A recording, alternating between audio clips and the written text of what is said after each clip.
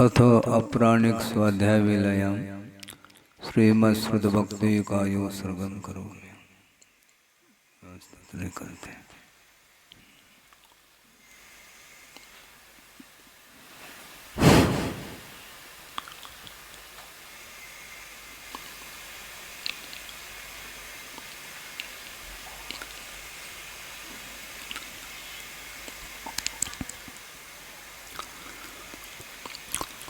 ओकारमिन्दुसंयुक्तं नित्यं ध्यायन्ति योगिनः कामदं मोक्षदं चैव ओंकाराय नमो नमः। अविरल शब्द गणोग प्रक्षालित सकल भूतल कलंका मुनिविर्पाशुतीर्था सरस्वतीर्तनो दुरितम् अज्ञानतिमिरान्धानां ज्ञानाञ्जनशलाकया चक्षुरुन्मीलितं येन तस्मै श्रीगुरुवे नमः।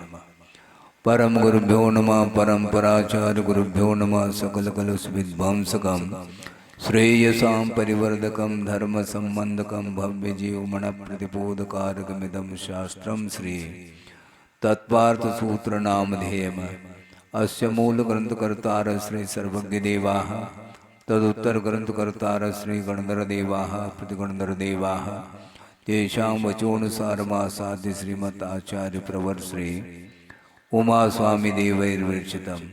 मंगलम भगवान वीरो मंगलम गौतमो गणे मंगलम कुंद कुंदाद्यो जैन धर्मोस्तु मंगलम सर्वमंगल मांगल्यम सर्वकल्याणकारकम प्रधानम सर्वधर्माणां जैनम जयतु शासनम।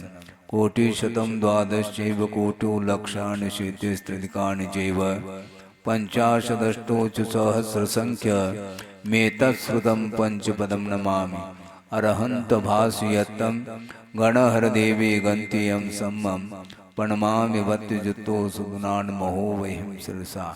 इच्छामन्त्ये सुदवत्ते कावसो को दसालोचन अंग वंग पैनय पावड़य परियम सुत्त पड़मानु उपगय चूलिया चेव सुत्त यथुदम कायम सैनिच कलमंचे में पूजे भी वंदामि नमों सामि। दुःखको कमको वोइलाओ सुवै गमनम समाय मरणम जनगुण संपत्ति होदुमज्झम। अथ अपराणिक स्वाध्याय वेलायाम श्रीमत् आचार्य भक्ति कायो सर्वं करोमि।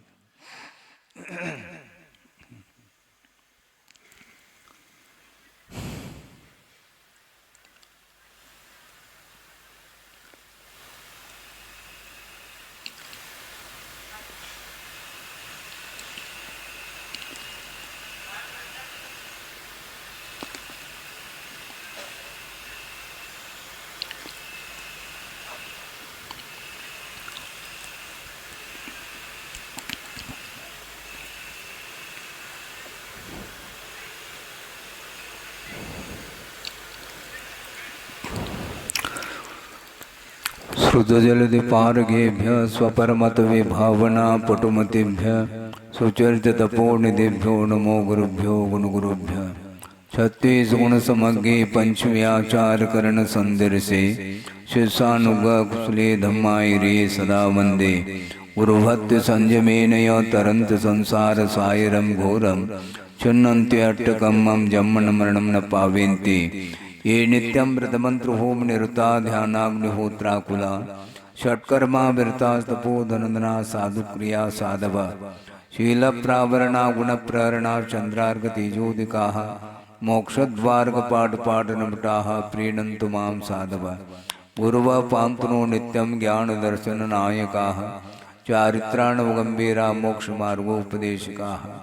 इच्छामन्त्य आयुर्वती कावसुको दसालोचिम सम्मनान समनंसन समचुर्युक्तानं पंचमी आचाराणाम आयुर्याणम आयारादि स्मरानुदेशान उवज्झायानम तिरेन गुणपालयानम सौसानम सैनिच कलमंचे में पूजे में वंदामि नमं सामि दुःखको कमको वोइलाओ सुगै गमनम समाय मरणम जनगुण संपत्ति होदमज्झम।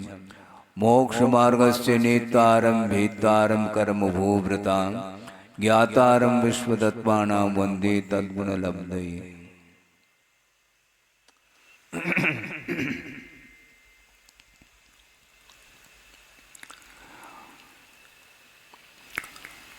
आचार्य उमा स्वामी द्वारा रचित यह तत्पर सूत्र है, यह सूत्र ग्रंथ है और संस्कृत में इसकी रचना हुई है। वैसे आचार्यों के द्वारा, पूर्वाचार्यों के द्वारा प्रणीत जो शास्त्र है प्राकृत एवं संस्कृत में प्रणीत है। प्राकृत ग्रंथ में भी सूत्र रचे गए हैं। पशुदंत भूतबली जिन्होंने षटखंड आगम की रचना की है वो भी सूत्र में ही निबद्ध है। और कुंद कुंद आचार्य आदि और भी आचार्य हैं जिन्होंने समयसार आदि ग्रंथों की रचना की है। वो सूत्र में न हो करके गाथा में निबद्ध है, प्राकृत गाथाओं में। उसी प्रकार यह सूत्र ग्रंथ तत्पर सूत्र संस्कृत में है। सूत्र उसी का नाम है जिसमें अल्प अक्षर हुआ करते हैं, किंतु अल्प अक्षर होते हुए भी उसमें संदेह नहीं रहता और गूढ़ अर्थ को दर्शाने वाला सूत्र माना जाता है। और यह तत्पर सूत्र जिसमें 10 अध्याय हैं, भिन्न भिन्न अध्यायों में एक एक तत्व का सर्वांगीण वर्णन आपको सुनने को पढ़ने को मिलेगा। यहाँ पर मंगलाचरण किया गया है। एक निबद्ध मंगल होता है, एक अनिबद्ध मंगल होता है। जिस ग्रंथ की रचना जो कर रहे हैं वो रचनाकार यदि स्वयं ही अपने ही द्वारा मंगलाचरण करते हैं तो वो निबद्ध मंगल माना जाता है, अथवा किसी आचार्यों के द्वारा वर्णित जो मंगल रूप श्लोक है उसको यदि उद्धृत करते हैं उसको अनिबद्ध मंगल के रूप में ग्रहण किया है। यहाँ पर यह मंगलाचरण के रूप में जो श्लोक है वह उमा स्वामी के द्वारा रचित है अथवा अन्य आचार्यों के द्वारा रचित है। यह इतिहास का विषय है, उसमें हमें नहीं जाना है, किंतु मंगलाचरण का अर्थ हमें समझना है। तो यहाँ पर सर्वप्रथम श्लोक में मंगलाचरण के रूप में मोक्ष मार्ग के नेता को नमस्कार किया गया है। वो मोक्ष मार्ग के नेता यानी नेतृत्व करने वाले, तीर्थ के कर्ता जिसको बोलते हैं, सर्वज्ञ भगवान अथवा तीर्थंकर, उनको नमस्कार किया है। वे कैसे हैं? कर्म भूव्रताम भेतारम एक विशेषण दिया है। कर्म रूपी भूभृत अर्थात पर्वत, भू अर्थात पृथ्वी, और उसमें भृत शब्द जोड़ने से पर्वत के नाम बन जाते हैं। तो कुल मिलाकर के कर्म रूपी पर्वतों को जो भेदने वाले हैं और विश्व तत्वानाम ज्ञातारम ऐसा कहा। विश्व के समस्त तत्वों को, पदार्थों को जिन्होंने जान लिया है या जानने वाले हैं, ऐसे मोक्ष मार्ग के नेता को वंदे अर्थात मैं नमस्कार करता हूँ। यहाँ तक तो यह अर्थ हो गया, किंतु अंतिम चरण में प्रयोजन को शुद्ध करना चाह रहे हैं। मैं नमस्कार करता हूँ तो क्यों करता हूँ? नमस्कार करना अलग वस्तु, किंतु नमस्कार क्यों करना यह महत्वपूर्ण है। मंदिर जाना ठीक है, किंतु मंदिर क्यों जाना? बच्चे भी मंदिर जाते हैं, उनका उद्देश्य क्या रहता है? मंदिर नहीं जाएंगे तो क्या बिस्किट नहीं मिलेगा, इसलिए वह जा रहा है। उसका उद्देश्य भिन्न है, किंतु आपका क्या उद्देश्य है? तो तद्गुण लब्धये ये कहा है, हे भगवान आपके गुणों को प्राप्त करने के लिए मैं आपके चरणों में आया हूँ। यानी उनको नमस्कार करने से उनमें जो गुण उपलब्ध हैं वो हमें प्राप्त होते हैं। इसका आशय भी क्या है? गुण वो देते नहीं, किंतु प्रत्येक संसारी प्राणी में जो अव्यक्त रूप में गुण हैं उन गुणों को अभिव्यक्त करने के लिए, उद्घाटित करने के लिए इस प्रयोजन को लेकर के नमस्कार वह करता है और करना चाहिए। इतना ही इस मंगलाचरण का अर्थ है। अब मोक्ष मार्ग के नेता को जब नमस्कार किया है तो मोक्ष का स्वरूप तो हम अंतिम अध्याय में उसका व्याख्यान करेंगे। अभी मोक्ष मार्ग का क्या स्वरूप है, क्योंकि मार्ग के बिना मंजिल तक पहुंचना बनता नहीं, इसलिए मार्ग का व्याख्यान करने के हेतु यहाँ पर एक सूत्र दिया जा रहा है। सम्यक दर्शन ज्ञान चारित्राणि मोक्ष मार्गः। मोक्ष मार्गः यह एक वचनांत पद है। इन्हें मार्ग अनेक नहीं होते, मार्ग एक ही होता है। जब मार्ग एक होता है तो मार्गदर्शक भी एक ही हुआ करते हैं। वह मार्ग किमात्मक है। सम्यक दर्शन, सम्यक ज्ञान और सम्यक चारित्र, इन तीनों की समष्टि का नाम ही मोक्ष मार्ग है। मोक्ष मार्ग के विषय में अन्यान्य दर्शनकारों की मान्यता भिन्न भिन्न है। कुछ लोग श्रद्धान मात्र के माध्यम से ही मोक्ष मार्ग को स्वीकार करते हैं, चारित्र और ज्ञान की कोई आवश्यकता नहीं। कुछ लोगों की धारणा यह है मात्र ज्ञान की आवश्यकता है, श्रद्धान और चारित्र की कोई आवश्यकता नहीं। और कुछ लोगों की मान्यता ऐसी भी है, श्रद्धान और ज्ञान की कोई आवश्यकता नहीं, आचरण के माध्यम से हम मुक्ति तक पहुंच जाएंगे। इस प्रकार विभिन्न प्रकार की मान्यता को लिए हुए संसार में जीव पाए जाते हैं। उनकी जो मान्यता है उसका निराकरण करने के लिए ही मात्र सम्यक दर्शन मोक्ष मार्ग नहीं, किंतु तीनों की समष्टि का नाम मोक्ष मार्ग है कहा। इसलिए मार्ग अनेक नहीं हुआ करते, मार्ग तो एक ही होता है। और दर्शन ज्ञान चारित्राणि मोक्ष मार्ग, ऐसा क्यों नहीं कहा? उसके पूर्व में सम्यक शब्द पड़ा हुआ है, वो अपने आप में सार्थक अर्थ रखता है। कभी सम्यक शब्द का भी प्रयोग करते हैं, कभी सत शब्द का भी प्रयोग करते हैं, कभी समीचीन शब्द का भी प्रयोग करते हैं। आचार्य समंतभद्र स्वामी ने दर्शन ज्ञान चारित्र के पीछे सम्यक पद का उपयोग न करके सत शब्द का प्रयोग किया है, जिसका अर्थ सदृष्ट ज्ञान वृत्तानि धर्मम ऐसा कहा है। यहाँ पर सम्यक दर्शन ज्ञान चारित्राणि ऐसा कहा। दोनों का अर्थ एक ही है, सत का प्रयोग कर लो अथवा सम्यक शब्द का प्रयोग कर लो। तो समीचीन दर्शन ज्ञान और चारित्र ही मोक्ष का मार्ग है ऐसा कहा जा रहा है। यदि समीचीन शब्द का प्रयोग नहीं करते हैं तो मात्र दर्शन ज्ञान चारित्र के माध्यम से मोक्ष मार्ग मानते हैं, तो वह विपरीत मार्ग का भी समर्थन होने लग जाएगा। मिथ्या दर्शन, मिथ्या ज्ञान, मिथ्या चारित्र यह मोक्ष मार्ग नहीं, किंतु इसके माध्यम से संसार का मार्ग सामने आ जाता है। इसलिए यदि प्रत्यनीकानि भवन्ति भव पद्धति, इस प्रकार भी कहा है। सम्यक दर्शन, सम्यक ज्ञान, सम्यक चारित्र के विपरीत जो दर्शन ज्ञान चारित्र हैं वे संसार के लिए परिपाटी में कारणभूत हैं ऐसा कहा। इसलिए दर्शन ज्ञान चारित्र के पीछे सम्यक विशेषण जोड़ा है। ज्ञान के पीछे क्यों जोड़ा है? इसलिए जोड़ा है संशय, विपर्य और अनध्यवसाय, विमोह जिसको बोलते हैं, इन तीनों की निवृत्ति के लिए ही ज्ञान के पूर्व में सम्यक विशेषण जुड़ा हुआ है। इसी प्रकार अज्ञान पूर्वक आचरण निवृत्त्यर्थम चारित्र से अपि सम्यक विशेषणम, इस प्रकार पूज्यपाद स्वामी कहते हैं। चारित्र के पूर्व में सम्यक विशेषण इसलिए जोड़ा है क्योंकि अज्ञान पूर्वक भी आचरण करता है संसारी प्राणी। उस अज्ञान पूर्वक आचरण के माध्यम से चारित्र में समीचीनता नहीं आती है, इसलिए चारित्र में समीचीनता लाने के लिए सम्यक विशेषण दिया है।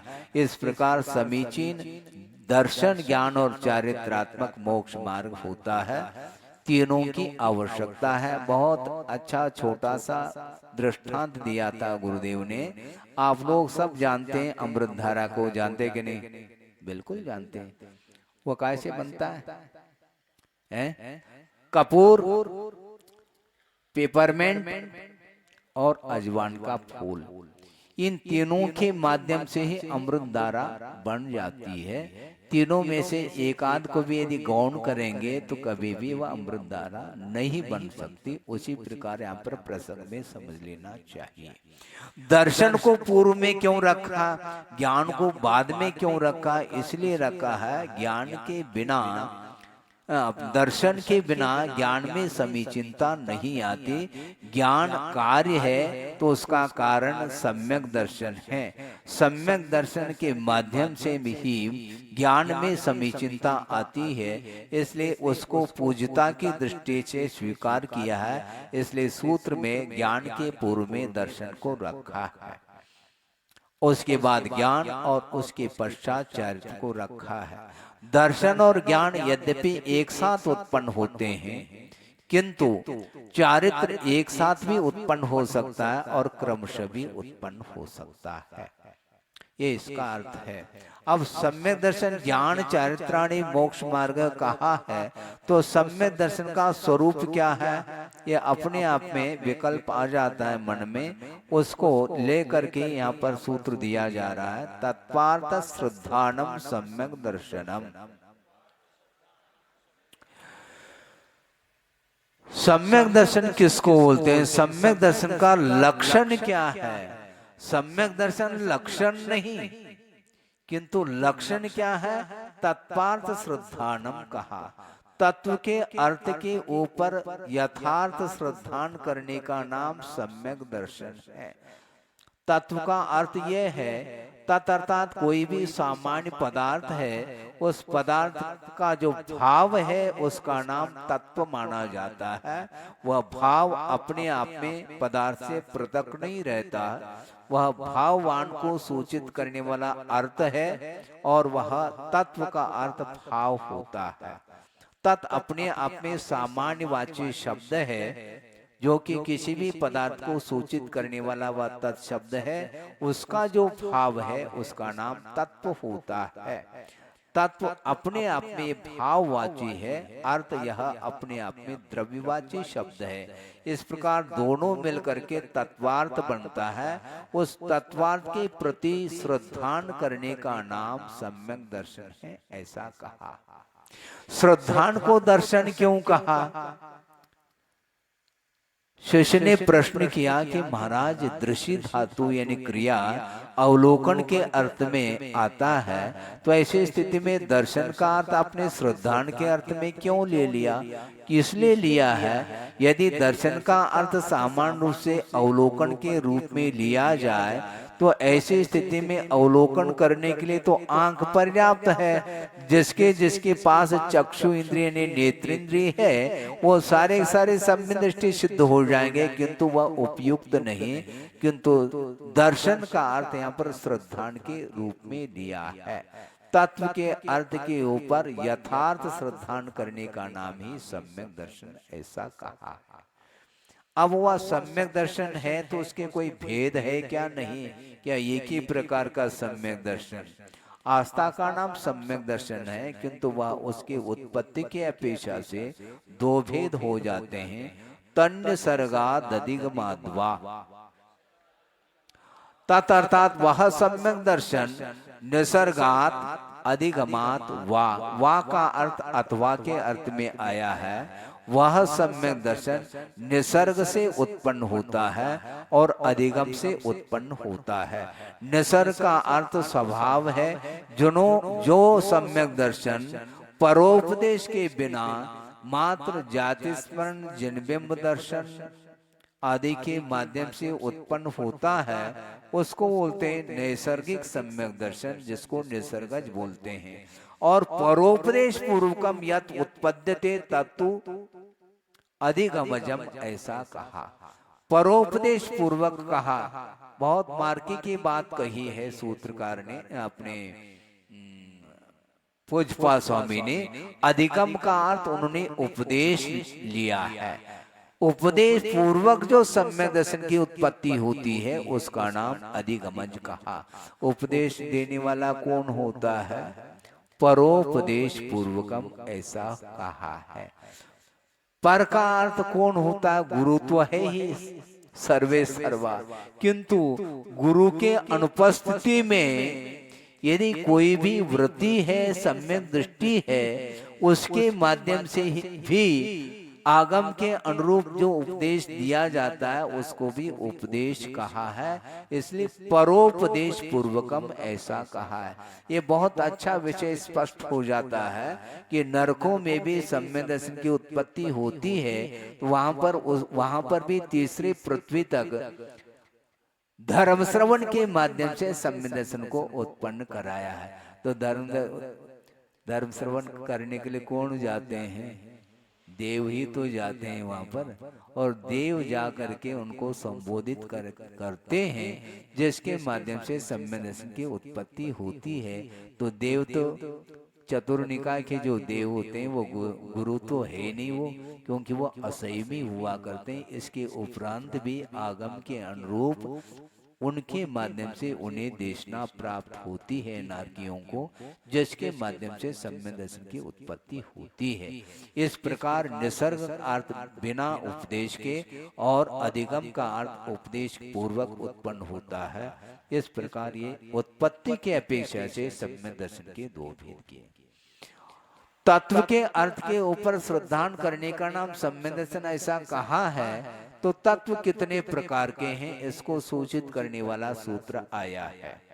जीवा जीवाश्रव बंध संवर निर्जरा मोक्षास तत्वम।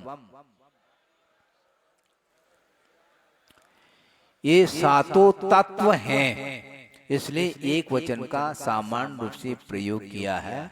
और जीव, अजीव, आश्रव, बंध, संवर, निर्जरा और मोक्ष, इस प्रकार यह बहुवचनांत पद दिया है। मोक्षाहा ऐसा बहुवचन का पद। जीव किसको बोलते हैं? जिसके ऊपर श्रद्धान करना है। चेतना ही जिसका लक्षण है उसका नाम जीव है। और उससे रहित यानी चेतना लक्षण से जो रहित पदार्थ है, तत्व है, उसका नाम अजीव तत्व बोला है। अजीव में बहुत सारे द्रव्य गर्भित हो जाते हैं, अंतर्भूत हो जाते हैं। अजीव का अर्थ जिसमें चेतना नहीं पाई जाती।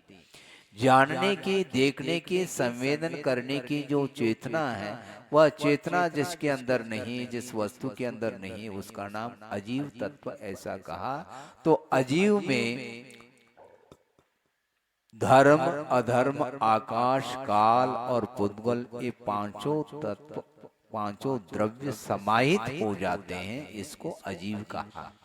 और शुभाशुभ कर्मागम द्वार रूप आश्रव ऐसा कहा।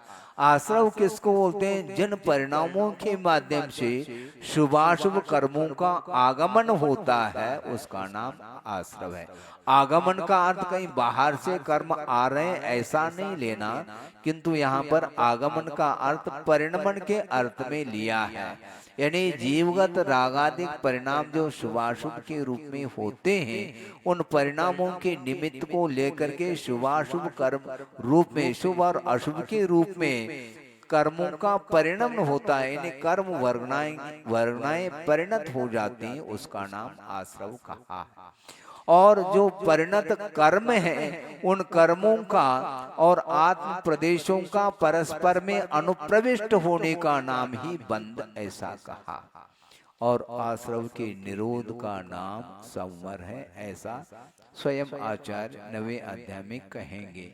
और एक देश रूप से कर्मों का क्षय होने का नाम निर्जरा है, और पूर्ण रूप से कर्मों का क्षय होना ही मुक्ति है, मोक्ष है। इस प्रकार 7 तत्वों का नामोल्लेख करके उसका संक्षेप में अर्थ किया। नामस्थापना द्रव्य भावतस्तन्यासः, यही है ना। तन्यासः का अर्थ तेषां पदार्थानां जीवादि तत्वानां न्यासः तन्यासः। नाम स्थापना द्रव्य और भाव के अपेक्षा से वो सारे पदार्थ जानने योग्य हो जाते हैं। क्योंकि निक्षेप का आलम्बन इसलिए लिया जाता है, हालांकि निक्षेप के माध्यम से पदार्थ का बोध नहीं होता, किंतु पदार्थ के बोध करने में निक्षेप का यदि आलम्बन लेते हैं तो प्रासंगिक अर्थ का बोध हमें ज्ञात हो जाता है। क्योंकि निक्षेप का अर्थ भी पूज्यपाद स्वामी ने स्पष्ट कर दिया है कि अप्रकृत निराकरणाय, जो प्रासंगिक नहीं है उसका निराकरण करना, और जो प्रासंगिक है उसकी प्ररूपणा करने के लिए ही निक्षेप का आलम्बन लिया जाता है। वह नाम निक्षेप किसको बोलते हैं? जो वस्तु है उस वस्तु में जो गुण विद्यमान होते हैं, उन गुणों की विवक्षा किए बिना जो व्यवहार चलाने के लिए जो नामकरण किया जाता है उसका नाम नाम निक्षेप ऐसा कहा है। किसी का नाम महावीर कहा तो महावीर का अर्थ समोचरण में विराजमान जो प्रभु है वो नहीं लेना, किंतु नाम की अपेक्षा से उसकी संज्ञा उसके लिए दी गई है। किसी का नाम अशोक रख देते हैं, किसी का नाम और कोई भी इंद्र आदि भी रख लेते हैं, किंतु उन पदार्थों में जो गुण विद्यमान होना चाहिए वह उस पदार्थ में कोई भी गुण देखने में नहीं आ रहा, किंतु व्यवहार चलाने के लिए, लोक व्यवहार चलाने के लिए निक्षेप का आलम्बन लिया जाता है। स्थापना निक्षेप वह है कि यह वही है, यह वही है, इस प्रकार स्थापना जिसमें की जाती है जिस वस्तु में, उसका नाम स्थापना निक्षेप है। वो स्थापना तदाकार रूप भी है, अतदाकार के रूप में भी स्थापना होती है। पाषाण के माध्यम से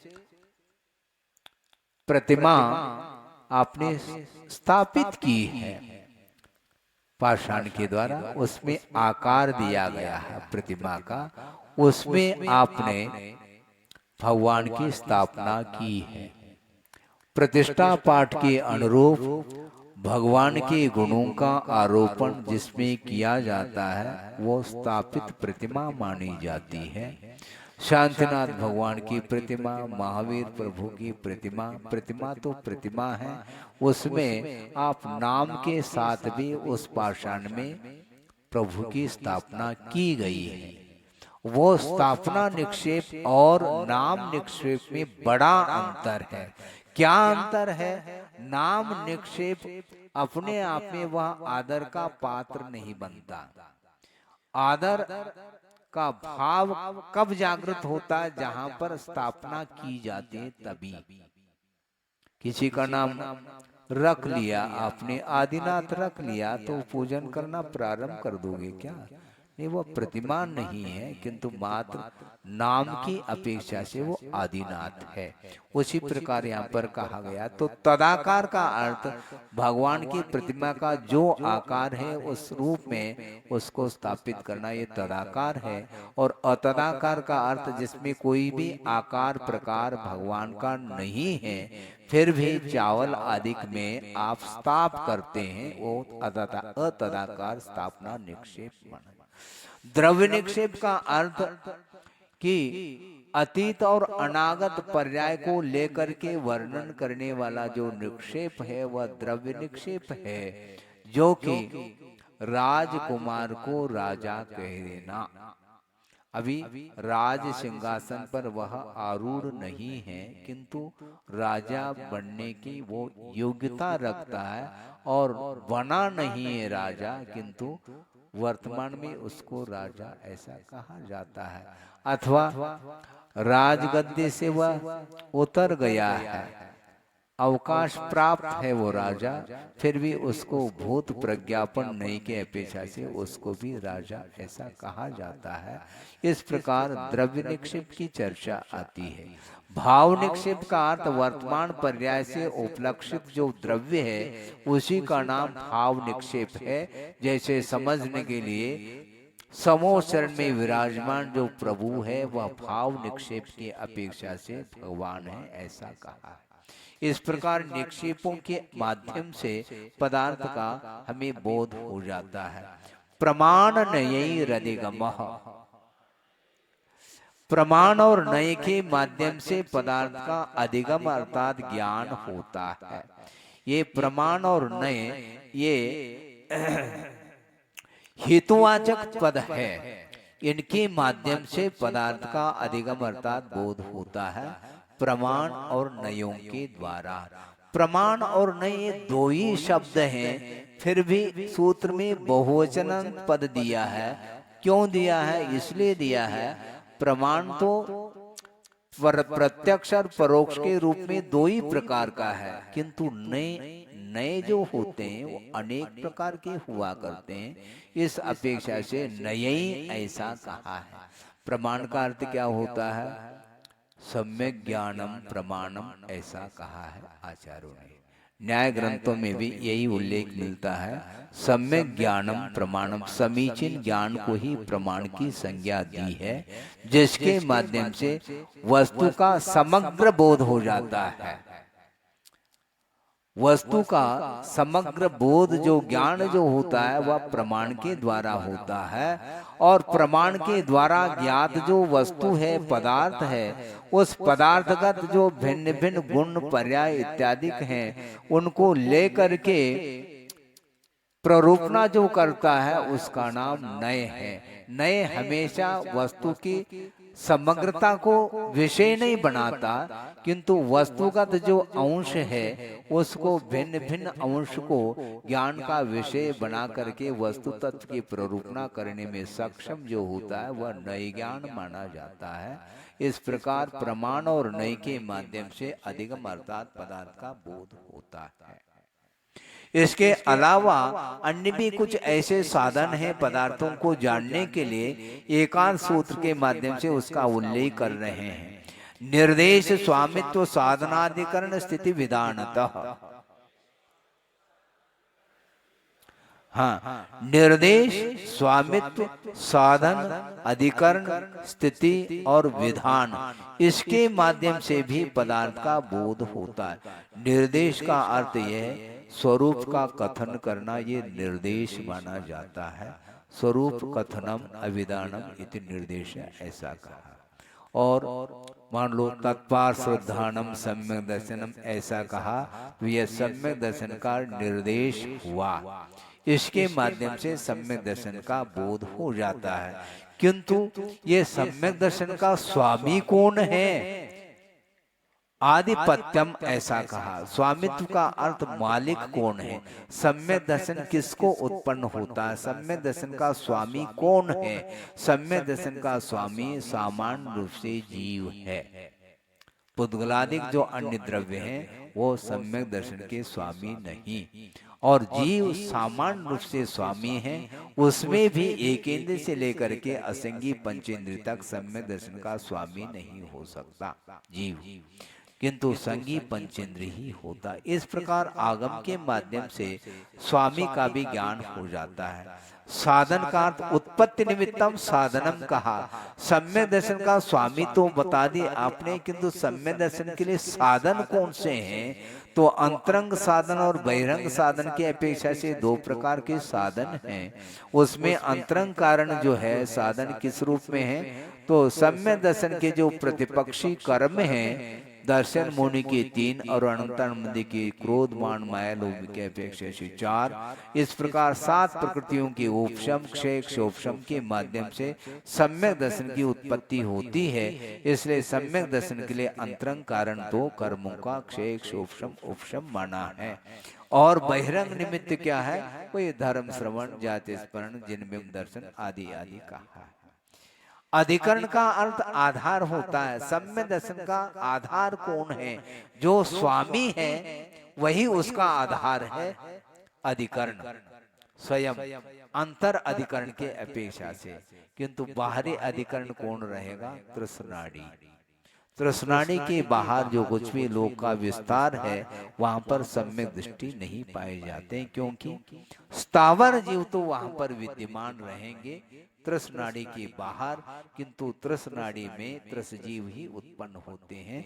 यद्यपि तृष्णादि में स्थावर जीव भी रहते हैं। स्थावर जीव तो संपूर्ण लोकाकाश में व्याप्त होकर के रहते हैं सूक्ष्म की अपेक्षा से, किंतु त्रसजीवों का जो निवास स्थान है वह त्रसनाड़ी में ही माना है, कुछ अपवाद को छोड़ करके।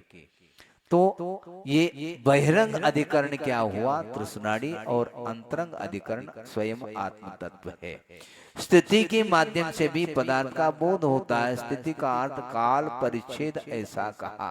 सम्यक दर्शन की यदि उत्पत्ति होती है तो कितने काल तक वह सम्यक दर्शन बना रहता है, इसका नाम स्थिति है। उपशम सम्यक दर्शन उत्कृष्ट जगन्य की अपेक्षा से अंतर्मुख है। क्षोभम सम्यक दर्शन जगन्य अंतर्मुख है, उत्कृष्ट 66 सागर प्रमाण कहा है। और क्षायिक सम्यक दर्शन का संसार दशा की अपेक्षा से जगन्य से अंतर्मूर्त है। और उत्कृष्ट से 8 साल अंतर्मूर्त कम, 2 पूर्व कोटि अधिक 33 सागर प्रमाण ये संसार अवस्था में क्षायिक सम्यदर्शन का काल माना जाता है। इसी को उत्कृष्ट स्थिति बोलते हैं। और मुक्त अवस्था की अपेक्षा से देखते हैं तो सादी अनंत काल तक क्षायिक सम्यदर्शन बना रहता है। ये स्थिति के माध्यम से भी पदार्थ का बोध हो जाता है। निर्देश स्वामित्व साधन अधिकरण स्थिति। अब अंतिम है विधान। विधान का अर्थ होता है प्रकार। सम्यक दर्शन के कितने प्रकार है? तो उत्पत्ति के अपेक्षा से 2 भेद कर ही दिया है, निसर्गज और अधिगमज। क्षय क्षोभम उपशम की अपेक्षा से भी 3 भेद किए हैं। और सम्यक दर्शन को प्राप्त करने की क्षमता को लिए हुए जो सम्यक दृष्टि जीव हैं वह कितने हैं? असंख्यात जीव हैं। तो श्रद्धान करने वाले जो जीव हैं उनके अपेक्षा से सम्यक दर्शन के असंख्यात भेद किए हैं। और सम्यक दर्शन के लिए जो श्रद्धान के योग्य जो विषय हैं, पदार्थ हैं, वो अनंत होने के कारण उन पदार्थों के प्रति श्रद्धान हो जाता है। इस ज्ञेय पदार्थों के अपेक्षा से सम्यक दर्शन के अनंत भेद किए गए हैं।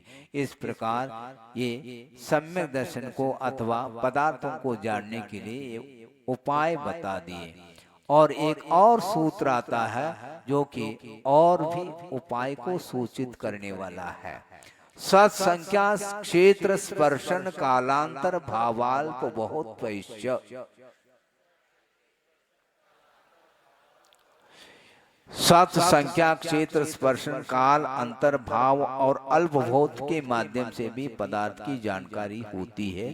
सत अर्थात अस्तित्व को सूचित करने वाला सत शब्द है।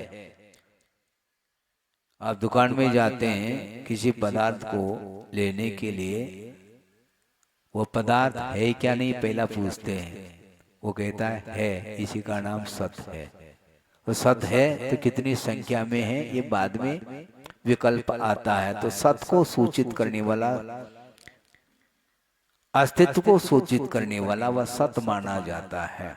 और संख्या अर्थात परिगणना, सम्यक्त्व है, सम्यक दृष्टि है, कितनी संख्या में है इसको सूचित करने वाला जो अनुयोग है उसका नाम संख्या है। यदि है तो क्षेत्र के अपेक्षा से कहाँ पर वह सम्यक दृष्टि पाए जाते हैं, इसके अपेक्षा से क्षेत्र का वर्णन, जो कि वर्तमान काल संबंधी जो निवास स्थान है उसका नाम क्षेत्र बोला है।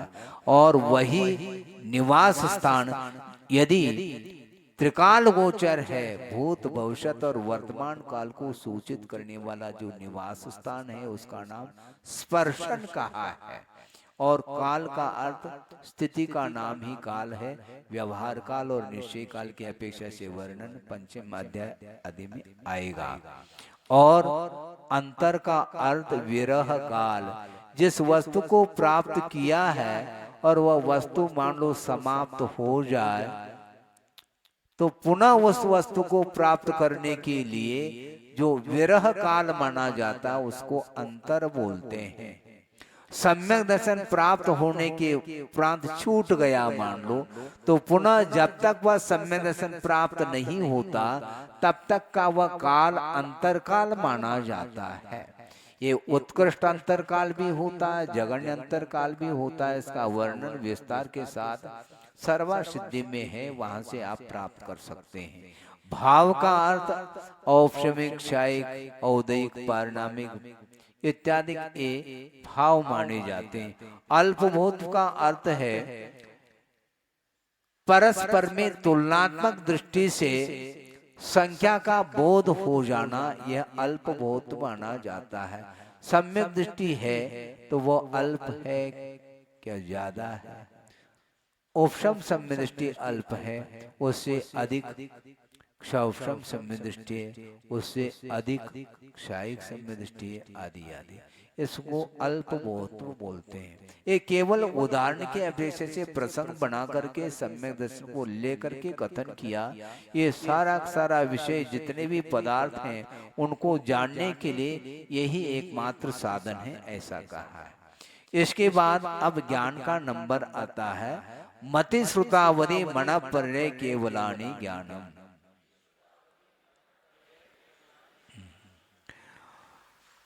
ज्ञान किसको बोला? जिसके माध्यम से पदार्थ की जानकारी होती है, बोध होता है, उसका नाम ज्ञान कहा है। तो ज्ञान के कितने भेद हैं? मति ज्ञान, श्रुति ज्ञान, अवधि ज्ञान, मन परिज्ञान और केवल ज्ञान।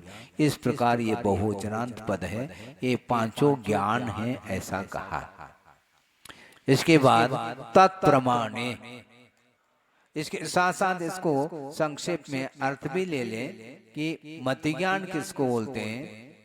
इंद्रिय और मन के माध्यम से जो पदार्थ की जानकारी होती है सामान्य रूप से, उसका नाम मति ज्ञान है। और मति ज्ञान के द्वारा ज्ञात जो पदार्थ है, उस पदार्थ से पदार्थांतर का जो ज्ञान होता है, उसका नाम श्रुत ज्ञान है, जो कि वह श्रुत ज्ञानावरणी कर्म के क्षोभ से उपलब्ध होता है।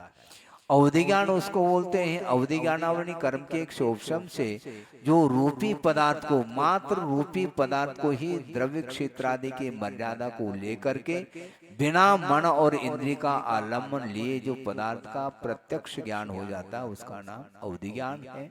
मन पर ज्ञान उसको बोलते हैं जो दूसरे के मन में अवस्थित जो विचार है, उस विचार को ग्रहण करने की क्षमता जिस ज्ञान में हो, उसका नाम मनपर्य ज्ञान है, जो कि वह भी प्रत्यक्ष ज्ञान की कोटि में आता है। और वह मनपर्य ज्ञानावरणी कर्म के क्षोभम से उत्पन्न होता है। दूसरे के मन में अवस्थित पदार्थ को जानने की क्षमता मनपर्य ज्ञान में है, ऐसा इसका अर्थ है। केवल ज्ञान का अर्थ केवल ज्ञानावरणी कर्म के क्षोभम से नहीं, किंतु केवल ज्ञानावरणी कर्म के क्षय से उत्पन्न होने वाला केवल ज्ञान माना जाता है, जो कि समस्त वस्तु को एक साथ एक समय में अतीत अनागत पर्यायों के साथ जानने की क्षमता रखने वाला जो ज्ञान होता है, उसका नाम केवल ज्ञान बोला है। केवल ज्ञान के माध्यम से सर्वज्ञ भगवान जानते हैं, बल्कि जानते नहीं, उनको जानने का कोई विकल्प ही नहीं, किंतु सारे पदार्थ उस केवल ज्ञान रूपी दर्पण में प्रतिबिंबित होते हैं, ऐसा इसका आशय है। तत्प्रमाणे, वो ज्ञान ही प्रमाण के रूप में है। सम्यक ज्ञानम प्रमाणम कहा था, तत्का अर्थ वह ज्ञान ही प्रमाण है। और कितने प्रमाण के रूप में है? प्रमाणे अर्थात द्विवचन का पद दिया है, प्रमाणम प्रमाणे, यानी वह सम्यक ज्ञान दो प्रमाण में विभाजित है, एक परोक्ष और एक प्रत्यक्ष के रूप में। आदे परोक्षम, आदे अर्थात यहाँ पर भी द्विवचन का प्रयोग किया है। आदे मति श्रुते इत्यर्थः, आदि के दो ज्ञान हैं, मति ज्ञान और श्रुत ज्ञान, ये दोनों परोक्ष हैं। परायत्तम परोक्षम ऐसा कहा क्योंकि ये पराधीन है, यानी छद्मस्त अवस्था में इंद्रियास्थ जो ज्ञान है वह पराधीन माना जाता है। बिना इंद्रिय का आलम्बन लिए, बिना मन का आलम्बन लिए और आलोक प्रकाश इत्यादि का आलम्बन लिए बिना पदार्थ का ज्ञान नहीं होता। इसलिए इंद्रियाश्रित होने के कारण इसको परोक्ष की संज्ञा दी गई है। प्रत्यक्ष मन्यत, अन्यत ज्ञानम प्रत्यक्षम, अन्य जो ज्ञान है वह प्रत्यक्ष के रूप में है। विशदम प्रत्यक्षम, इस प्रकार न्याय ग्रंथों में सूत्र आता है, जो बिना मन और इंद्रिय का आलम्बन लिए स्पष्ट जानता है उसका नाम प्रत्यक्ष है, ऐसा कहा। अवधि ज्ञान, मन परिज्ञान और केवल ज्ञान, ये तीनों ज्ञान प्रत्यक्ष हैं। इसमें अवधि ज्ञान और मन परिज्ञान प्रत्यक्ष होते हुए भी ये विकल्प प्रत्यक्ष हैं और केवल ज्ञान सकल प्रत्यक्ष के रूप में है। विकलता क्यों आई है अवधि ज्ञान मन परिज्ञान में? विशदता के अपेक्षा से विकलता नहीं, किंतु विषय की अपेक्षा से इनमें विकलता है। अवधि ज्ञान मन परिज्ञान जिस पदार्थ को विषय बनाता है उस विषय में वह एक देश जानता है। संपूर्ण पदार्थ को जानने की क्षमता उसके अंदर नहीं होने के कारण उसको विकल्प ऐसा कहा, और इंद्रिय और मन का आलम्बन नहीं लेता है इसलिए उसको प्रत्यक्ष की संज्ञा उसके लिए भी दी गई है। किंतु केवल ज्ञान सकल प्रत्यक्ष माना गया।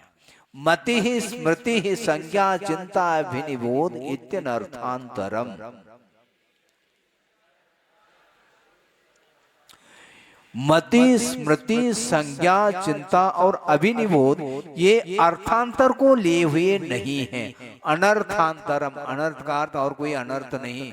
न अर्थांतरम इति अनर्थांतरम इत्यर्थः, अर्थांतर नहीं है।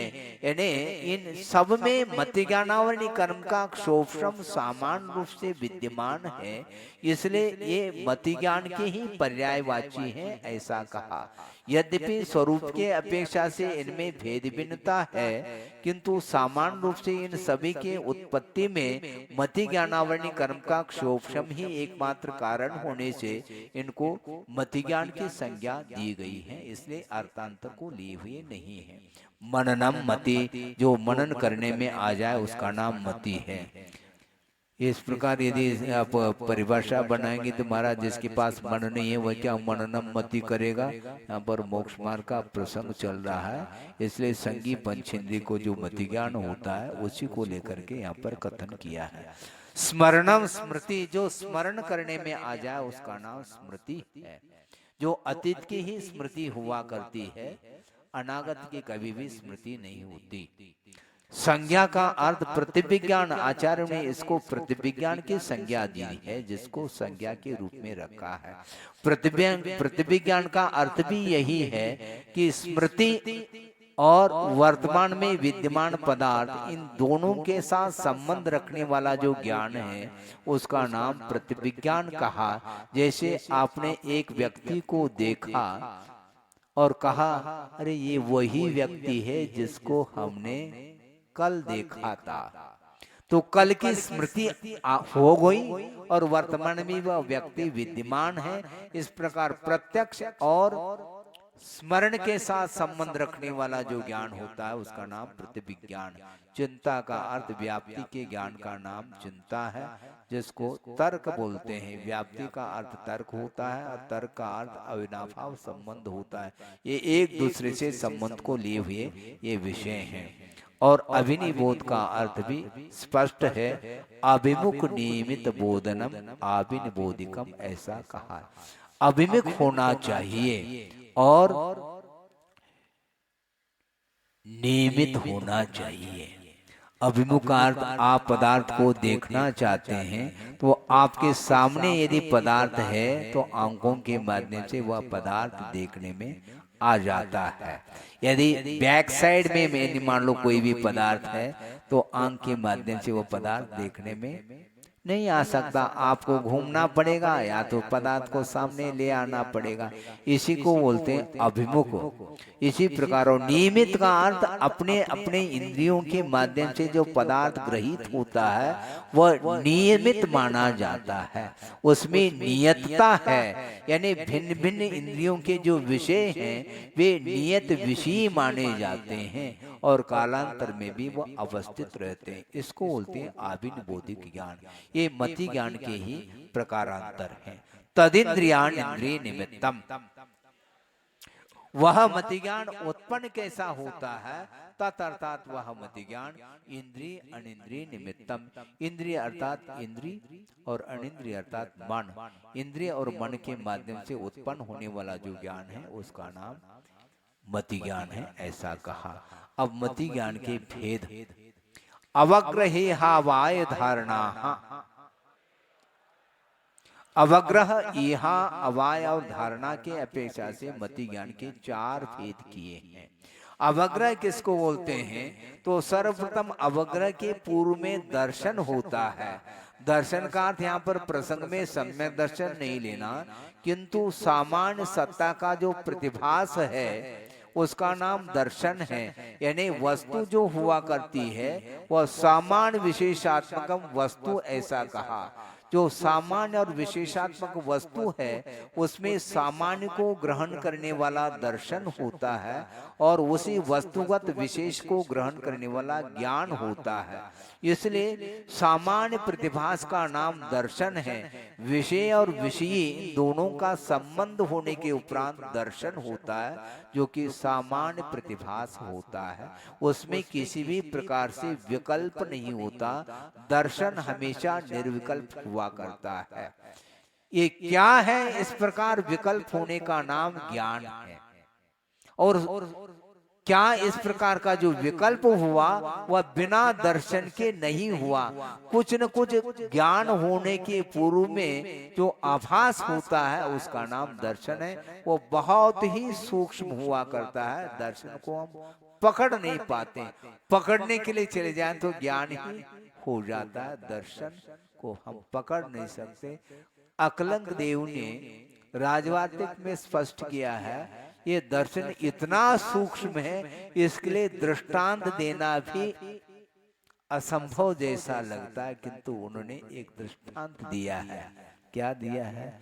नवजात शिशु है और पहली बार जिसने आंख खोली है, शिशु ने आंख खोलने के उपरांत प्रथम बार जो उसके अवलोकन में वस्तु आई है उसी का नाम दर्शन, ऐसा कहा। वहां पर क्या यह विकल्प उत्पन्न नहीं होता। बहुत सूक्ष्म है विषय। और दर्शन होने के अनंतर समय में जो सामान्य वस्तु का बोध होता है उसका नाम अवग्रह ज्ञान बोला है।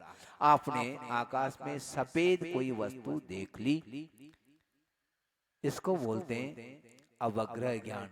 किंतु अवग्रह सफेदी का ज्ञान तो हो गया, सफेदी का निर्णय तो हो गया, किंतु सफेदी को लिए हुए बहुत सारे पदार्थ होते हैं।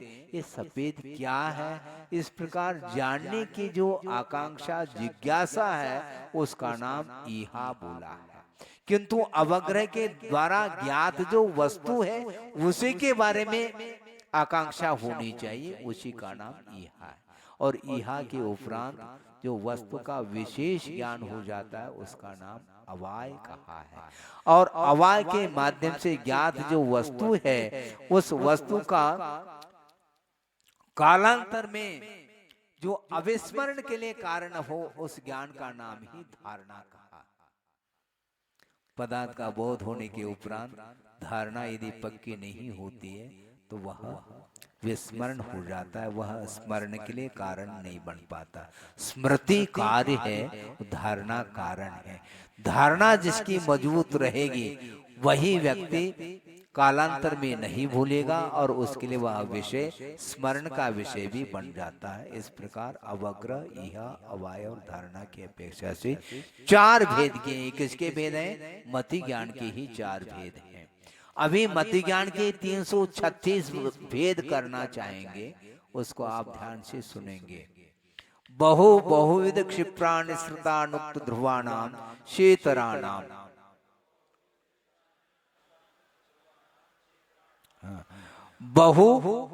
बहुत का ज्ञान, बहुविध यानी बहुत प्रकार का ज्ञान, क्षिप्र यानी शीघ्र ज्ञान होना, अनिश्रित यानी एक देश प्रकट व्यक्त जो पदार्थ है उसका नाम अनिश्रित ज्ञान है। अनुक्त अर्थात बिना कहे पदार्थ का ज्ञान हो जाना अभिप्राय के माध्यम से, संकेत के माध्यम से। और ध्रुव का अर्थ जिस पदार्थ का जिस रूप में ज्ञान हुआ है कालांतर में वह ज्ञान विद्यमान रहता है वह अभाव को प्राप्त नहीं होता, उसका नाम ध्रुव का ज्ञान। ध्रुवस्य ज्ञानम इति ध्रुव ज्ञानम ऐसा कहा। क्षेत्रा नाम का अर्थ है इसके ठीक विपरीत। बहु का विपरीत क्या है? अल्प। बहुविध का विपरीत अल्पविद। क्षिप्र का विपरीत अक्षिप्र। अनिश्रित का विपरीत क्या? निश्रित। और अनुक्त का उक्त, और ध्रुव का अध्रुव। बहु का अर्थ बहुत सारे पदार्थ का ज्ञान हो गया, किंतु बहुविध का अर्थ क्या? विद अपने आप में प्रकारवाची है। आपने बहुत सारे फल रखे हैं, उसका ज्ञान आपको हो गया, इसका नाम बहु ज्ञान। मान लो 10 आम रखे हैं, इसका नाम बहु ज्ञान। और 10 प्रकार के आम रखे हैं तो बहुविध ज्ञान माना जाता है। एक आम है तो अल्प ज्ञान माना जाता है। और एक ही वैरायटी को लेकर के फल रखे हैं तो एक विध माना जाता है। उसमें वैरायटी नहीं है, उसमें कोई प्रकार नहीं, एक ही जाति है, उसका नाम एक विध बोला। एक का नाम एक, और एक विध का नाम एक प्रकार का ज्ञान। बहु का अर्थ बहु ज्ञान, बहुविध का अर्थ बहुत प्रकार का ज्ञान, पदार्थ का ज्ञान होना। क्षिप्र अर्थ शीघ्र ज्ञान होना। अकलंग स्वामी हुए हैं, वो एक पाठी थे, ऐसा सुनने में आता है।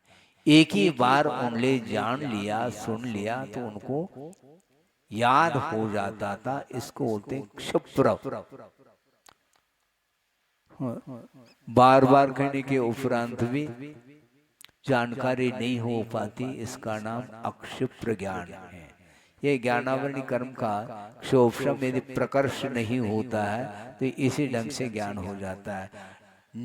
अनिश्रित का अर्थ ईशत निश्रितम, यानी एक देश जो व्यक्त पदार्थ है उसको लेकर के पूरे पदार्थ का ज्ञान हो जाना। जैसे तालाब में, सरोवर में हाथी डूबा हुआ है और थोड़ा सा सूंड ऊपर दिखाई दे रहा है, उसको लेकर के पूर्ण हाथी का ज्ञान होना, ये अनिश्रित ज्ञान माना जाता है। लेकिन ये भी ध्यान रखो, जिसने पूर्व में हाथी को देखा है उसी के लिए ज्ञान होगा, सबके लिए संभव नहीं। जिसने जीवन में एक बार भी हाथी का ज्ञान नहीं किया तो उसको सूंड के माध्यम से हाथी का ज्ञान नहीं होता, ये ध्यान रखो। अनिश्रित अनुक्त अर्थात बिना कहे अभिप्राय के माध्यम से जान लेना, कहा कुछ नहीं, इशारा किया तो आप जान लेते हैं महाराज बुला रहे हैं। वैसे मैं नहीं बुला रहा हूं, किंतु बताने की अपेक्षा से कहा। इशारे के माध्यम से बच्चे को बुलाते हैं तो बोलते नहीं, ऐसा इशारा करने से वो आ जाता है। ये इशारा क्या है? इसी का नाम अनुक्त है। और उक्त का अर्थ कहने के बाद जब ज्ञान हो जाए उसका नाम उक्त ज्ञान माना जाता है। ध्रुव का विपरीत अध्रुव हो जाता है। इस प्रकार ये पदार्थ है, ये ध्यान रखना है। ये किसके विशेषण है? पदार्थ के विशेषण है। इसलिए बताने के लिए आगे सूत्र आ रहा है अर्थस्य। ये किसके विशेषण है? ये पदार्थ के विशेषण है। ये 12 प्रकार के पदार्थ हैं, इनका ज्ञान हो जाता है। अवग्रह यहाँ अवयव धारणा, हमें 336 भेद करना है। अभी लगे हाथ कर लेते हैं अपन। 5 इंद्री और 1 मन, कितने हो गए? 6 हो गए। 6 हो गए और 12 प्रकार के पदार्थ हैं। 12 72 और 72 प्रकार के अवग्रह यहाँ अवयव धारणा के साथ यदि गुणा करते हैं 288 भेद हो जाते हैं। और इसमें 48 भेद और शामिल करना है, जो कि व्यंजनावग्रह, जो आगे प्रकरण आने वाला है। अस्पष्ट ज्ञान का नाम व्यंजनावग्रह, अस्पष्ट अवग्रह का नाम व्यंजनावग्रह कहा है। वह व्यंजनावग्रह चक्षु और मन के द्वारा नहीं हो सकता, इसलिए अन्य 4 इंद्रिय के माध्यम से व्यंजनावग्रह होता है। व्यंजनावग्रह के बाद यह संभव नहीं, यह होने के लिए अर्थावग्रह होने की आवश्यकता है। इसलिए 4 इंद्रिय के माध्यम से 12 प्रकार का व्यंजनावग्र होता है। इस अपेक्षा से 12 चौक 48 और वो 288। इस प्रकार 288 प्लस 48 इक्वल टू कितने हो गए? 336 भेद हो गए। ये मति ज्ञान के भेद हैं। तो इतने प्रकार का मति ज्ञानावरणी कर्म भी हुआ करता है। मति ज्ञानावरणी कर्म एक रहा आवे और मति ज्ञान के 336 भेद हो जाए, ऐसा होता नहीं। अपने अपने आवरणी कर्म के माध्यम से ही वह ज्ञान आवरणित होता चला जाता है। व्यंजन श्यावग्रह, वह अवग्रह व्यंजनावग्रह भी हुआ करता है। अस्पष्ट अवग्रह का नाम व्यंजनावग्रह कहा। इसके लिए उदाहरण दिया है पूज्यपाद स्वामी ने कि एक नया सकोरा है। सकोरा जानते हैं आप? कोई भी एक पात्र ले लो, मिट्टी का पात्र है, कोई घड़ा ले लो जो अभी अभी वह हवा में से पका करके लाए हैं, और उसके ऊपर मान लो एकाध बूंद यदि जल छोड़ दो तो वहां पर आर्द्रता महसूस नहीं हो पाती, अथवा धूल में एक बूंद गिर जाए तो वहां पर कोई भी नमी देखने को नहीं मिलती। इसको बोलते हैं अस्पष्ट अवग्रह। और जब बार बार उसी स्थान पर यदि मान लो जल की धारा छोड़ दी जाए तो आर्द्रता स्पष्ट देखने में आती है। इसको बोलते हैं अर्तावग्रह। जब तक पदार्थ स्पष्ट नहीं होता तब तक उसका नाम व्यंजनावग्रह। और जब बार बार वह पदार्थ यदि मान लो जल के माध्यम से आर्द्रता देखने में आती है तो पदार्थ स्पष्ट देखने में आ जाता है। इसको बोलते हैं अर्तावग्रह। और वह व्यंजनावग्र चक्षु और मन के द्वारा नहीं होता। इसलिए सूत्र आ रहा है न चक्षुरनिंद्रियाभ्याम। अनिंद्रिय, चक्षु और अनिंद्रिय, इन दोनों के द्वारा न क्या न व्यंजनस्यावग्रह न, इसके अनुवृत्ति ले लेना। पूर्व सूत्र में आया है व्यंजनस्यावग्रह, वह व्यंजनावग्रह चक्षु और मन के द्वारा संभव नहीं है, अन्य इंद्रियों के माध्यम से व्यंजनावग्रह होता है। इस प्रकार दर्शन, दर्शन के बाद व्यंजनावग्रह, व्यंजनावग्रह के बाद अर्थावग्रह, अर्थावग्रह के बाद इहा अवाय धारणा रूप ज्ञान हो जाता है। ये मति ज्ञान का प्रकरण समाप्त हो गया। श्रुतम मति पूर्वम ध्वनिक द्वादश भेदम। श्रुत ज्ञान जो होता है वह श्रुत ज्ञानावरणी कर्म के क्षोभम से होने वाला वह ज्ञान श्रुत ज्ञान माना जाता है, जो कि मति पूर्वम कहा। मति ज्ञान के मति ज्ञान हुए बिना श्रुत ज्ञान संभव नहीं है। सर्वप्रथम यदि श्रुत ज्ञान होगा वह मति ज्ञान पूर्वक ही होता है, किंतु श्रुत ज्ञान होने के उपरांत बार बार यदि श्रुत ज्ञान होता है तो वह श्रुत से भी श्रुत की उत्पत्ति मानी है। किंतु वह मति ज्ञान सर्वप्रथम होता है तो मति पूर्व श्रुत ज्ञान मति पूर्वक होता है। और वह द्वि अनेक द्वादश भेदम, दो भेद हैं, अंग बाह्य और अंग प्रविष्ट। अंग बाह्य अनेक प्रकार का है, 10 वैकालिक आदि ये वर्णन आता है टीका ग्रंथों में। और द्वादश भेद जो है द्वादशांग वाणी आप बोलते हैं, आचारांग सूत्र कृतांग आदि आदि, ये 12 अंगों में ये विभाजित अंग प्रविष्ट नाम का यह श्रुत ज्ञान माना जाता है। इस प्रकार श्रुत ज्ञानावरणी कर्म के क्षोभम से उत्पन्न होता है, ऐसा इसका तात्पर्य है। भव प्रत्ययो वदेर्देवनार का नाम। जो अवधि ज्ञान होता है उसके लिए कारण क्या है? देव और नारकियों के लिए होने वाला जो अवधि ज्ञान है वह भव प्रत्यय अवधि ज्ञान माना गया है। भव ही जिसके उत्पत्ति में प्रत्यय अर्थात कारण हो उसका नाम भव प्रत्यय अवधि ज्ञान। वह किसको होता है? देव और नारकियों को होता है। देव और नारकी उत्पन्न होते ही वहां पर अवधि ज्ञानावरणी का क्षोभम नियामक रूप से होता है। इसलिए उसके उत्पत्ति में बहिरंग हेतु क्या है? भव प्रत्यय ऐसा कहा है। उसको गुण प्रत्यय नहीं कहा किंतु भव प्रत्यय। किंतु ये ध्यान रखना, भव प्रत्यय होते हुए भी अवधि ज्ञानावरण कर्म का क्षोभशम होना भी अनिवार्य है। ऐसा नहीं कि अवधि ज्ञानावरण कर्म का क्षोभशम ही नहीं होता हो, मात्र भव ही मात्र कारण है, ऐसा नहीं। भव एक मात्र से नियामक रूप से कारण है, यानी जितने भी देव और नारकी होंगे उनको नियम रूप से अवधि ज्ञान होता है, ऐसा इसका अर्थ है। और क्षयोक्षम निमित्तः षड्विकल्प शेषाणाम, क्षयोक्षम निमित्तक जो अवधि ज्ञान होता है वह 6 प्रकार का है। किसको होता है? शेषाणाम। शेषाणाम अर्थात तिर्यक मनुष्याणाम, तिर्यंचर मनुष्यों के लिए जो अवधि ज्ञान होता है वह क्षयोक्षम निमित्तक माना जाता है, वह भव प्रत्यय आत्मक नहीं है। 6 प्रकार का है। इसको अन्य ग्रंथों में जिसको क्षोभशम निमित्तक बोला जा रहा है 6 प्रकार का है, उसको गुण प्रत्यय भी संज्ञा दी है। गुण का अर्थ सम्यक दर्शन है, संयमा संयम रूप देश व्रत है और संयम रूप महाव्रत है। ये जिसके उत्पन्न होने में कारण हो उसका नाम गुण प्रत्यय ऐसा कहा। 6 प्रकार का कौन सा है महाराज? तो अनुगामी, अनुगामी, वर्धमान, हीमान, अवस्थित और अनवस्थित के अपेक्षा से 6 भागों में विभाजित हो जाता है।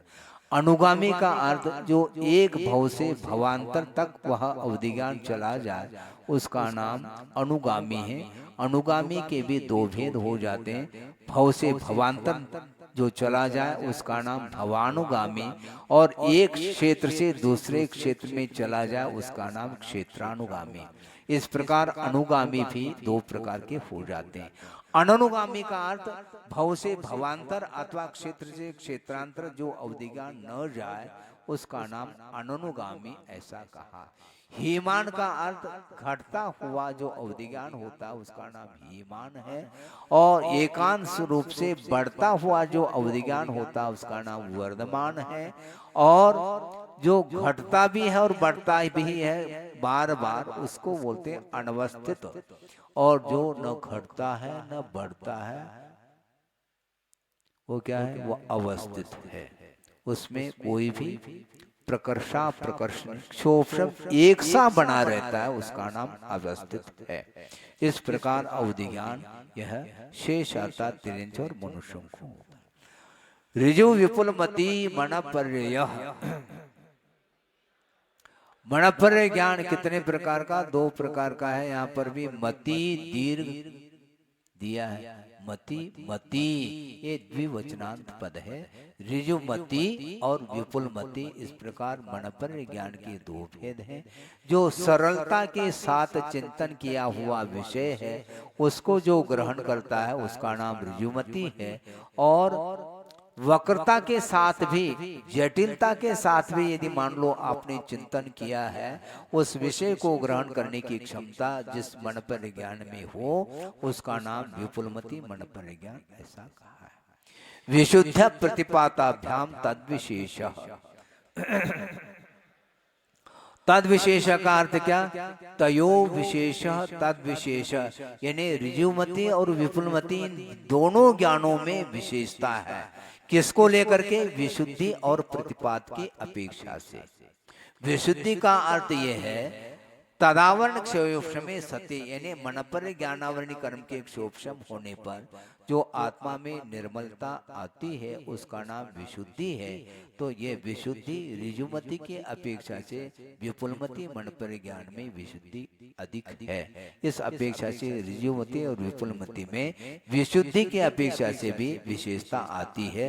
और प्रतिपात का अर्थ छूटना, जो चारित्र से पतित हो उसका नाम प्रतिपात बोलते हैं। विपुलमति मनपर्य ज्ञान नियम रूप से क्षपक श्रेणी ही चढ़ता है। विपुलमति मनपर्य ज्ञानी नियम रूप से विपुलमति अपने क्षपक श्रेणी पर ही आरोहण करते हैं। इसका अर्थ ये नहीं लेना कि ऋजुमति कभी क्षपक श्रेणी को चढ़ता नहीं, ऐसा नहीं। ऋजुमति उपशम श्रेणी भी चढ़ सकता है और क्षपक श्रेणी भी चढ़ सकता है, किंतु विपुलमति नियामक रूप से क्षपक श्रेणी ही चढ़ता है। इस अपेक्षा से विपुलमति मन परिज्ञान को अप्रतिपाती कहा, प्रतिपात से रहित है, क्योंकि एक बार क्षपक श्रेणी जो चढ़ता है वह कभी भी चारित्र से पतित नहीं होता। इस अपेक्षा से उस मन परिज्ञान को अप्रतिपात ऐसा कहा है। जिस प्रकार ऋजुमति और विपुलमति में विशुद्धि और प्रतिपात की अपेक्षा से विशेषता है, उसी प्रकार अवधि और मन परिज्ञान में कोई विशेषता है क्या नहीं, तो बताते हैं विशुद्ध क्षेत्र स्वामी विषयेभ्यो वदि मन पर्ययोः।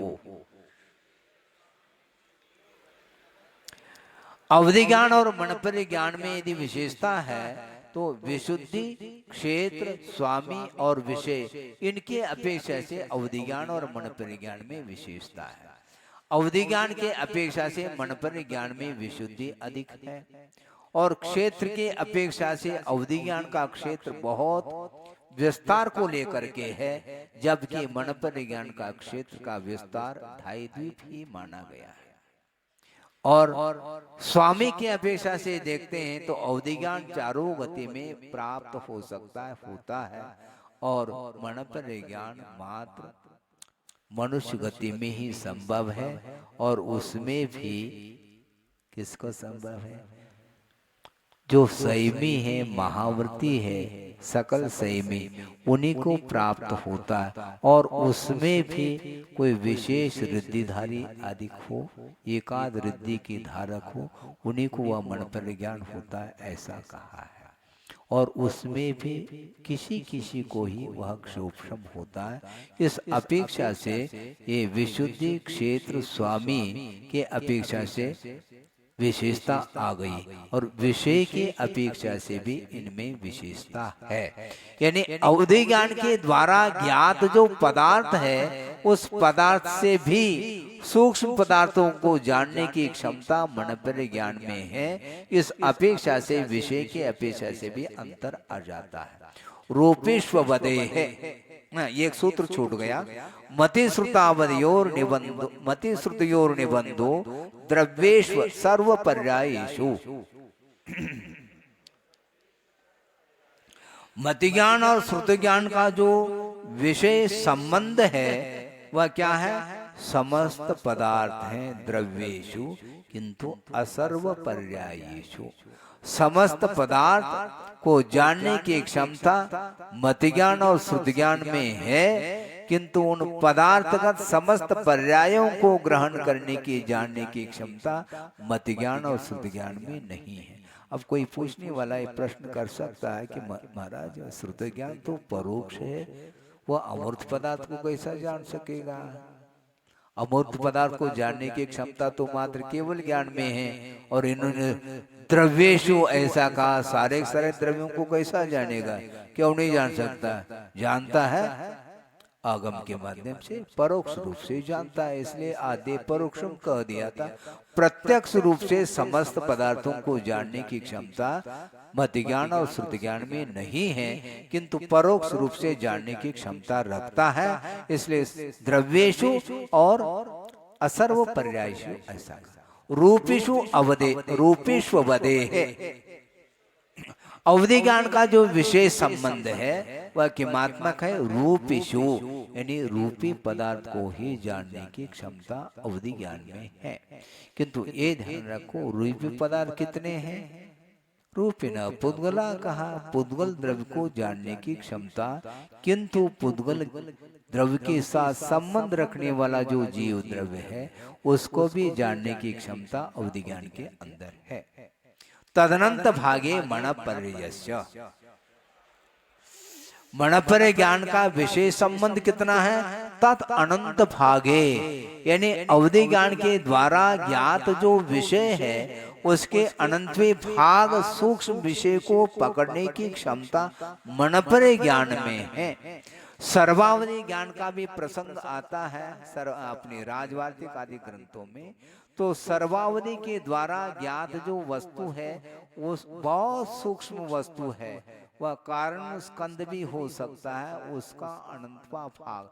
यदि मान लो वह परमाणु भी यदि मान लो किसी आचार के अनुरूप यदि विषय बन रहा हो तो उसका भी अनंतवा भाग सूक्ष्म विषय को पकड़ने की क्षमता मन पर ज्ञान के भीतर है, ऐसा कहा है। ये तो हो गया। अब सर्वद्रव्य पर्यायेषु केवलस्य, केवल ज्ञान का विशेष संबंध कितना है? सर्वद्रव्य पर्यायेषु, समस्त द्रव्य और उन समस्त द्रव्यगत समस्त पर्याय, इन सबको जानने की क्षमता जिसके अंदर हो उसका नाम केवल ज्ञान। इसलिए सर्वम जानाति इति सर्वज्ञ, ऐसा कहा। जो सबको जाने उसका नाम सर्वज्ञ है। और अपन तो सर्वज्ञ है नहीं, अपन तो अल्पज्ञ हैं, क्योंकि सूक्ष्म ज्ञान की धारी हैं। समस्त द्रव्य और समस्त पर्यायों को एक साथ एक समय में क्रमशः नहीं, यदि उनका ज्ञान यदि क्रमिक होता तो कभी भी संपूर्ण पदार्थ की जानकारी उनको भी नहीं हो पाते। क्योंकि एक पदार्थ को जानेंगे, उसके बाद फिर दूसरे का नंबर, फिर तीसरे का नंबर, फिर अनंत पदार्थ हैं तो कब जान पाएंगे? संभव ही नहीं। किंतु एक साथ जानते हैं, इसलिए वक्षाई ज्ञान माना जाता है। एकादीन भाजान युगपदे कस्मिन्ना चतुर्थ्या,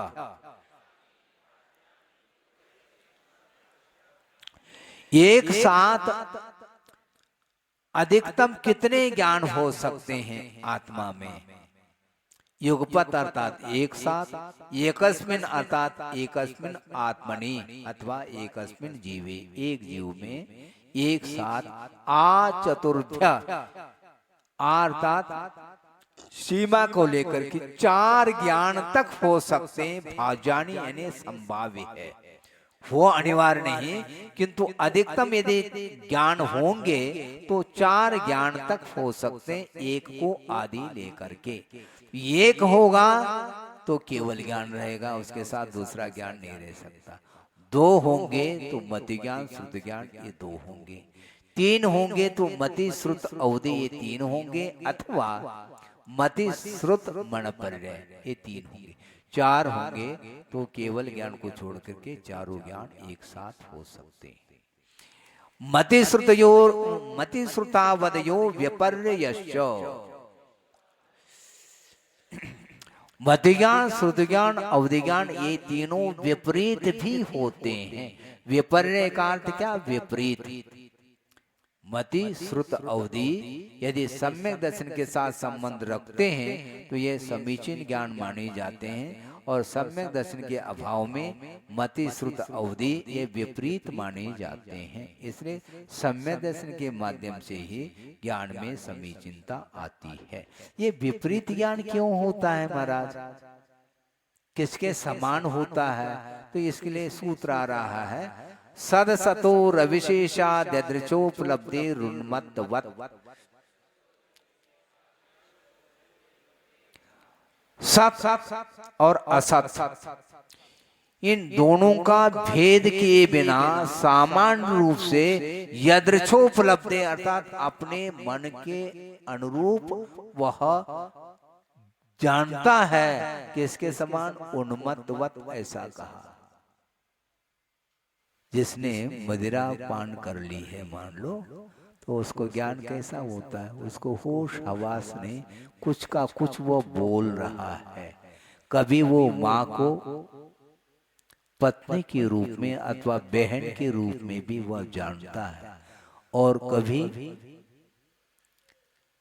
बहन को और माँ को पत्नी के रूप में भी जानता है। पत्नी, माँ, बहन, इसका कोई होश हवास है ही नहीं, कुछ का कुछ जानता है। उसी प्रकार सम्यक दर्शन के अभाव में पदार्थ का बोध उसे समीचीन नहीं हो पाता। एक और एक 2 होते महाराज, इसको समीचीन ज्ञान बोले क्या असमीचीन बोले? हमारी समस्या, एक को एक बोल रहा है, 2 को 2 बोल रहा है, 1 और 2 तीन बोल रहा है, ये समीचीन ज्ञान है, किंतु इतने मात्र से वह सम्यक दृष्टि नहीं होता। पदार्थ का मोक्ष मार्ग के क्षेत्र में जिसका जैसा स्वरूप निर्धारित है उसको उसी के रूप में स्वीकार करने वाला ज्ञान सम्यक ज्ञान माना जाता है। नहीं है तो नहीं।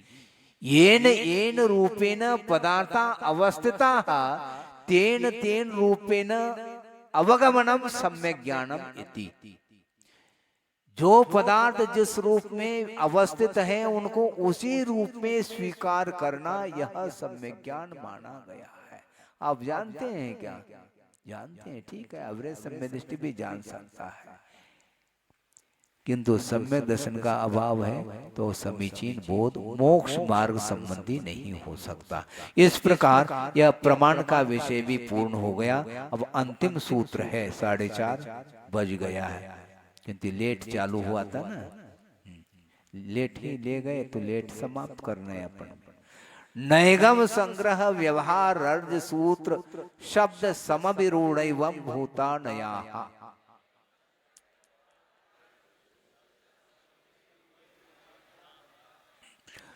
ज्ञान के द्वारा वस्तु का बोध होता है, तो प्रमाण के द्वारा जो ज्ञात वस्तु है उस वस्तु के एक देश जनाने में जो कारण होता है ज्ञान, उसका नाम नय कहा है। तो नय के ये भेद हैं, नयगम, संग्रह, व्यवहार, ऋजुसूत्र, शब्द, समविरूढ़ और एवभूत की अपेक्षा से ये नय के भेद हैं।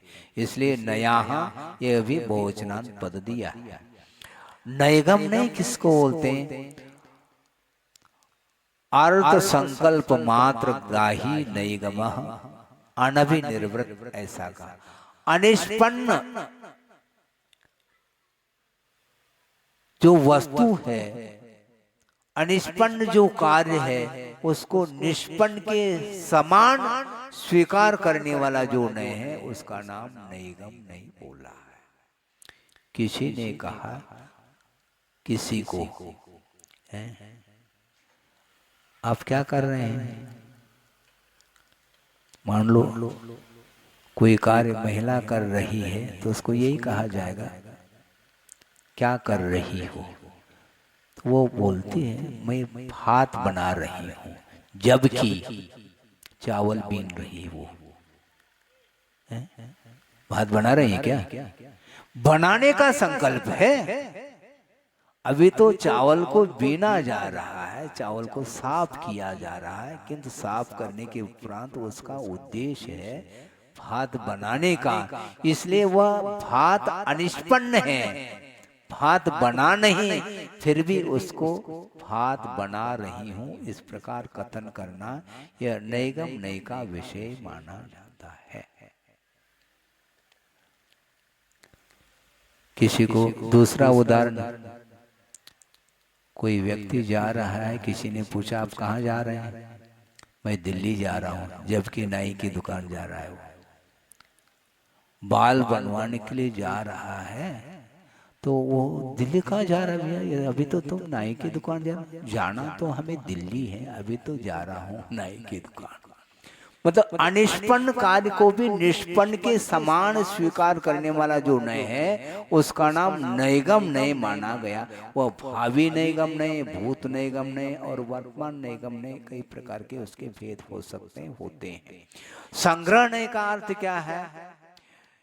जाति के अपेक्षा से समानता होते हुए भी बिना विरोध उसको एक रूप में स्वीकार करना।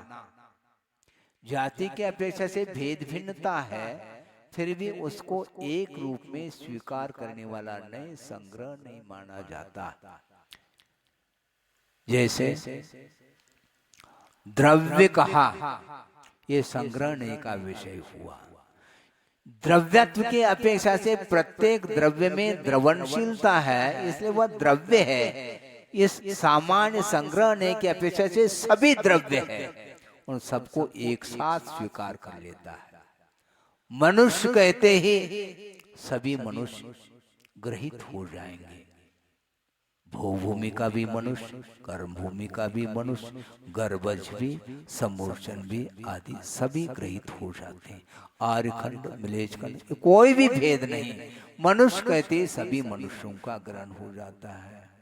जीव कहते हैं संसार नो मुक्ता चाहिए, वो भेद नहीं करता। कौन? संग्रह नहीं, भेद नहीं करता। उसका कार्य है सामान्य रूप से सबको ग्रहण कर, क्योंकि जाति के अपेक्षा से समानता होने के कारण सबको एक साथ वह ग्रहण करता, अपने ज्ञान का विषय बना लेता। इसका नाम संग्रह नहीं। आचार्य महाराज कहते हैं कभी कभी संग्रहने का आलम्बन लेना हमारे लिए वरदान सिद्ध होता है। इसलिए सिद्ध होता है संग्रहने का आलम्बन लेने से बड़े छोटे की कल्पना समाप्त हो जाती है। गरीब अमीर की ये भी समाप्त हो जाता है।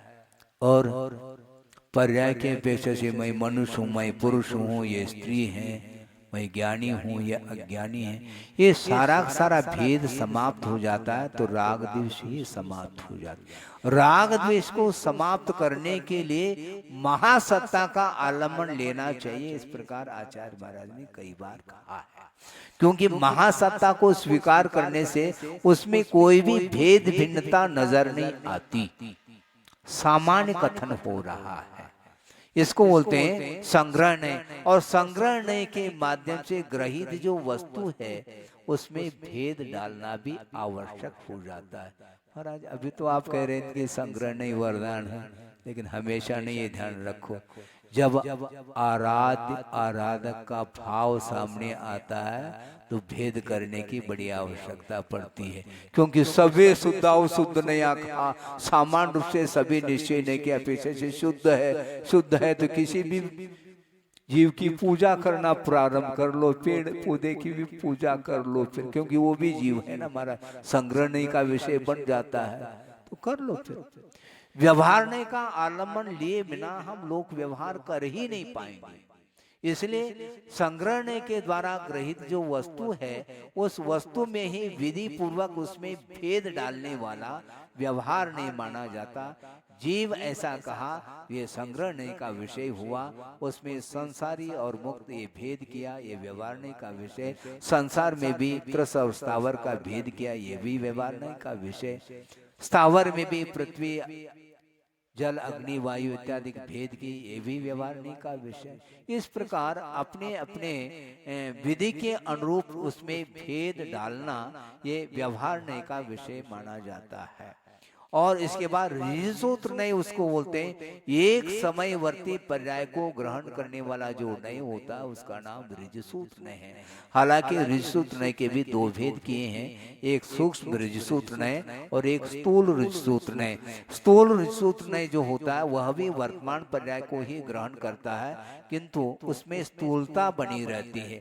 जैसे मनुष्य है, मान लो उसकी उम्र 80 साल की है, तो उत्पन्न होने के प्रथम समय से लेकर के 80 साल तक उसको मनुष्य ही कहेंगे, उसको देव नहीं कह सकते, क्योंकि वर्तमान पर्याय को ही वह विषय बना रहा है।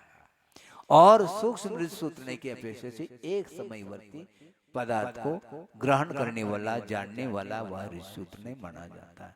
अतीत और अनागत को यह विषय नहीं बनाता। शब्द ने, ये शब्द ने जिस शब्द का जो अर्थ है उसी के रूप में वह स्वीकार करता है।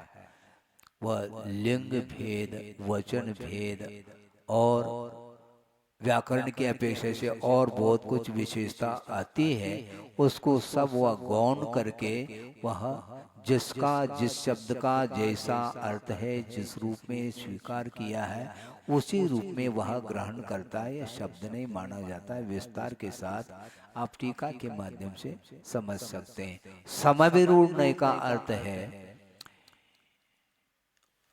एक शब्द के माध्यम से कई अर्थ सूचित हो सकते हैं। एक ही शब्द के द्वारा अर्थ की अपेक्षा से भेद भिन्नता होते हुए भी वो एक ही अर्थ में वह शब्द रूढ़ हो जाता है। इसका नाम समविरूढ़ है। गच्छति इति गौ कहा, जाती है इसका लाभ। गौ गच्छति, जो जाए उसका नाम गाय। बैठे है तो गाय नहीं है क्या? ये व्युत्पत्ति परक अर्थ है। इसको बोलते हैं रूढ़। और भी पशु आदि हैं वो भी चल रहे हैं। गो ऐसा कहा, गो के कई अर्थ हैं, गाय भी हैं, पृथ्वी भी हैं, और बहुत सारे अर्थ कोशकारों ने लिया है। किंतु उन भिन्न भिन्न पदार्थों को गौण करके किसी एक ही पदार्थ में उसको रूढ़ किया जाता, उसका नाम समय रूढ़ है। जैसे इंद्र कहा, इंद्र जिस समय वह आज्ञा देता है उसी समय उसको इंद्र कहेंगे। ये एवं भूत नय का विषय है। किंतु इंद्र, शक्र और पुरंदर ये तीनों भिन्न भिन्न अर्थ को लिए हुए हैं, क्योंकि कार्य के अपेक्षा से शब्दों में भेद आता है, किंतु कार्य एक ही व्यक्ति के द्वारा किया जा रहा है, इसलिए रूढ़ हो गया। शक्र और पुरंदर को भी इंद्र के रूप में स्वीकार करते हैं, वह शचीपति का द्योतक है।